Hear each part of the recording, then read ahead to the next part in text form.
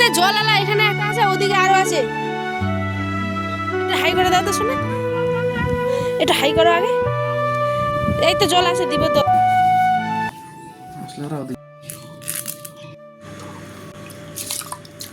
সময় কত দ্রুতমান, তাই না? দেখতে দেখতে সময়ের স্রোত কেমন জানি দিন দিন বয়েই চলেছে।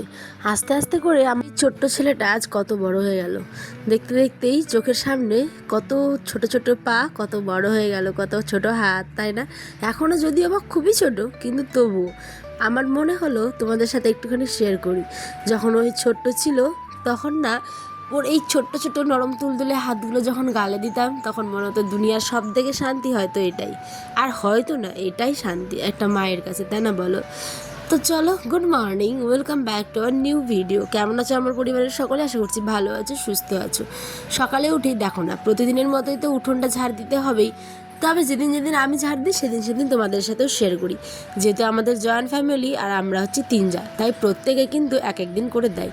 উঠেই ভালো করে ঝাড় যেটা দিয়ে মুছটুস নিয়ে নিয়েছি, মানে চুলোর ছাই দেওয়া হয়েছে, চুলো ঝাড়টার দেওয়া হয়েছে, ব্রাশ তো দেখতেই পেলে করে নিলাম। আজ ভীষণ ইচ্ছে করছিল জানো, মাড়ি ভাত খেতে, মানে আতপ চালের ভাত, অনেকে অলুয়া চালের ভাত বলে। এই ভাতটা আমার কাছে বিশেষ বিশেষ বিশেষ ভালোবাসার জায়গা। আমার সারাদিনে যদি তুমি এই ভাতটা আমাকে দাও, তবে আমার সাদা ঝরঝরে ভাত কিন্তু লাগে না। এইরকম প্রেমী, মানে এই মাড়ি ভাত প্রেমী কারা কারা আছে অবশ্যই কিন্তু কমেন্ট সেকশনে জানিও। আমার বাবার বাড়ির সকলে যেমন ভীষণ ভালোবাসে, ঠিক তার উল্টো হয়েছে আয়নের আব্বা। ওই আবার এই ভাতটা খুব কমই পছন্দ, মানে করে দিলে খাবে, আর প্রতিদিন যদি খেতে বলো তবে কিন্তু খাবে না।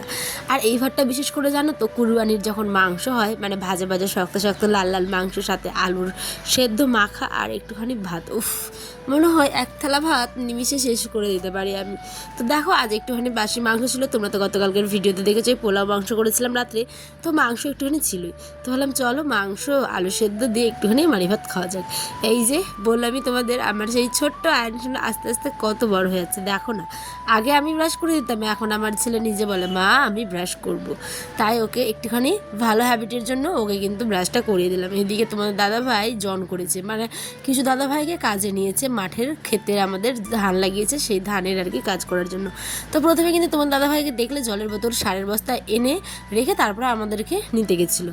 আমি তেমনটা কিন্তু আগে মাঠে আসতাম না, কিন্তু যেদিন থেকে আমার লাইফে এই ব্লগিং চালু হয়েছে সেদিন থেকে আমি কিন্তু মাঠঘাটে আসি। আর তোমরা এই ব্লগগুলো এত পরিমাণে ভালোবাসা দাও, তোমাদের ভালোবাসা মানে টানে আমি বারবার আসি। তো যাই হোক, চলো মাঠে আসলাম। এই যে লোক জল চেকছিল অলরেডি, কত বড় বড় ধানগুলো দেখতে দেখতে হয়ে আছে, তাই না? ওইটা দিয়ে নামলে অসুবিধা হতো, মানে ওইটা দিয়ে নামলে কী হতো বলো তো, মানে জল কাদা এই সমস্ত কিছু মানে খিচে যেতে হতো আর কি, পায়ে পড়তো। আর এটাতে যাবো তো, এটাতে অসুবিধাটা কম হবে আর কি, এই হচ্ছে ব্যাপার। আমাকে রেখে আয়নকে নিয়ে আবার আয়নের আব্বা গেছে একটা ভিটামিন কিনতে, সাগরিকা নাম না কি নাম, তো যাই হোক ওই ভিটামিনটা আনতে একটুখানি আমাদের পাশে মার্কেটে গেছে। হ্যাঁ, তাই আমি এখানটায় একটু হাঁটাহাঁটি করছিলাম, কতদিন পর এই সবুজ সবুজ ধানগুলোকে দেখতে পেলাম। আর দেখলে কালারিং কালারিং ঘাসে, মানে ঘাসের মতো কত সুন্দর ফুল হয়েছে। আর এই যে দাদারা মানে কাজে এসেছেন একটুখানি দূর থেকে, আমাদের গ্রাম থেকে, পাশের গ্রাম থেকে আর কি। তো চারিদিকে তো ভুট্টা, আর এই দিকে নিচ যেগুলো খাল জমি সেখানে লাগানো হয়েছে ধান, ঠিক আছে। তো এনারা 4 জন এসেছিলেন, আর আয়নের আব্বা কিন্তু সার দিচ্ছিল। দেখো নিজের একদম যেহেতু, তাই একটুখানি মাঠের কাজকর্ম কিন্তু প্রত্যেকেই করতে হয়, ওকে। আর আমাদের এই গ্রামের দিকে কিন্তু গ্রামের লোকেদের প্রধান মানে ব্যবসা বলতে পারো, খাওয়ার আহার জোগায় যেটা, সেটা হচ্ছে এই ফসল। সাথে কিন্তু কাজবাজ তো পার্সোনাল যেটা আছেই, ব্যবসা হোক কিংবা চাকরি, সেই ক্ষেত্রে কিন্তু দেখতে গেলে আমাদের চারদিকেই করতে হয়, ঠিক আছে। আর এইদিকে আমার সোনা আবার পেয়ে গেছে জল তেষ্টা, আমি জানতাম, তাই আমি দেখো বুদ্ধি করে আগে কিন্তু জল দিয়ে দিয়েছি আয়নের আব্বাকে। এদিকে তোমার দাদাভাই কিন্তু এই যে ব্ল্যাক অ্যান্ড হোয়াইট ভিটামিন সার সমস্ত কিছু একসাথে মিক্স করে দিয়ে দিবে হচ্ছে আমাদের ধান খেতে। এই ধান ক্ষেতটাও কিন্তু 2 মাস পরে হয়ে যাবে, মানে এই ধরো কুরবানির একদম আগে আগে কিন্তু বা কিছুদিন পরে চলে আসবে। আর জল হয়ে গেছে শর্ট, মানে আমাদের ক্ষেতের প্রত্যেক দিনই কিছু না কিছু একটা করে সমস্যা কিন্তু লেগে আছে। তার আগে দেখো আরেনা বাবার তোমাদের হাই করছে। তো যাই হোক, একটা কথা বলি, আমাদের এই যে ধান খেতে জল শুকিয়ে গেছিলো হঠাৎ করে, তারপরে জল নেওয়া হলো, ধান গাছগুলো নইলে মরে যেত। তো যাই হোক, মানে কি বলতো, জলের মধ্যে পরিষ্কার করলে না তাড়াতাড়ি ঘাসগুলো উঠে, আর জলটা শুকিয়ে গেলে না ঘাসগুলো তুলতে খুবই কষ্ট হয়।